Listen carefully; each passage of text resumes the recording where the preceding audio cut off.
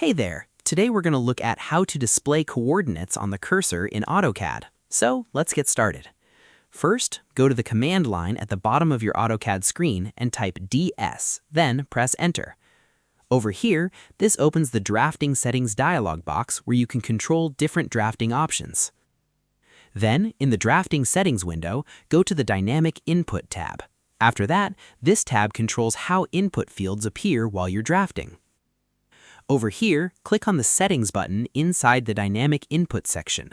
Then, this opens a list of detailed dynamic settings for your drafting environment. After that, look for the Coordinate Tooltips visibility option. Then, select Always On for coordinate tooltips so they stay visible on your cursor. Over here, this makes your coordinates appear directly on your cursor while working.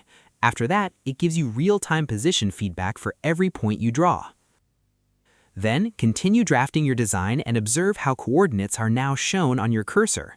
Over here, this helps you locate points more easily and improves accuracy. And that wraps it up.